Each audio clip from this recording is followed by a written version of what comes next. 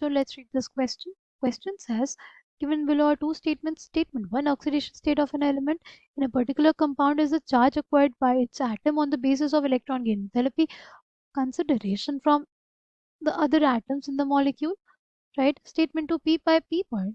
Bond formation is more prevalent in second period elements over other periods. In the light of above statements, choose the most appropriate answer from the options given below. Both statement 1 and 2 are incorrect. Option B. Both statement 1 and 2 are correct. Option C. Statement 1 is incorrect but statement 2 is correct.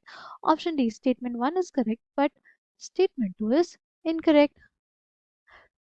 Key concept for this question is, की concept इस question के लिए क्या हो जाएगा?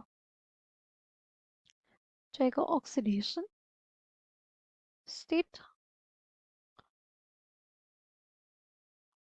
Right. तो बस ए और बी यहाँ पे दो बॉन्डेड स्पीशीज है. बी ज़्यादा इलेक्ट्रोनेगेटिव है. तो जब हम ये बॉन्ड तोड़ेंगे, जब ये बॉन्ड हम तोड़ेंगे तो बी क्यू को हम क्या देंगे? -1 चार्ज देंगे, राइट. -1 ऑक्सीडेशन स्टेट इसके लिखेंगे और ए के लिए ऑक्सीडेशन स्टेट क्या लिखेंगे? +1 लिखेंगे.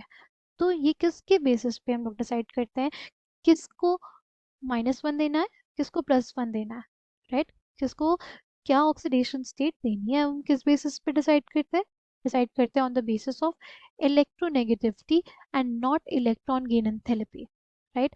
सपोज सी और डी है, के बीच में डबल बॉन्ड है, राइट. डी ज़्यादा इलेक्ट्रोनेगेटिव है, डी जो है डी इज मोर इलेक्ट्रोनेगेटिव. तो शेयर्ड पेयर ऑफ जो इलेक्ट्रॉन्स है, राइट, उस पर ज़्यादा होल्ड किसका होगा? डी का. अच्छा, अगर बात करते हैं ऑक्सीडेशन स्टेट क्या हो जाएगी, तो एक बॉन्ड टूटेगी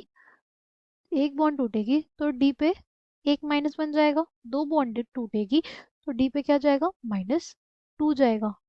और सी पे क्या जाएगा? +2 जाएगा, राइट. एक बॉन्ड टूटने पे हमारे पास -1 और +1 जाता है. दो बॉन्ड्स टूटेंगे इसलिए -2 और +2 जाएगा. आई होप आपको ये बात समझ में आई हो कि पहला स्टेटमेंट गलत है क्योंकि वहाँ पे इलेक्ट्रॉन गेन एंथैल्पी दिया हुआ है. अगर वहाँ पे इलेक्ट्रोनेगेटिविटी कंसिडरेशन की बात करता तब जाके हम लोग बोलते कि वो स्टेटमेंट करेक्ट हो जाती. ठीक है. Oxidation state of an element in a particular compound is the charge acquired by its atom on the basis of electronegativity consideration from other atoms in the molecule. ठीक है. अगर बात करते हैं स्टेटमेंट 2 की, P pi P pi bond formation is more prevalent in second period elements over other periods. ये statement correct है. उसका रीज़न क्या होता है? सेकेंड पीरियड के एलिमेंट्स के केस में ही हमें पी बाय बॉन्ड फॉर्मेशन क्यों देखने को मिलती है? उसका सिंपल रीज़न होता है उनका स्मॉल साइज. राइट. उनका स्मॉल साइज होता है. इसी वजह से पहले क्या बना लेते हैं? वो बना लेते हैं sigma bond by head on overlap.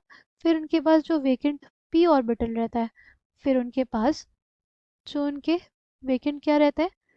P orbitals रहता है, राइट. फिर उनके पास जो उनके वेकेंट पी ऑर्बिटल्स रहते हैं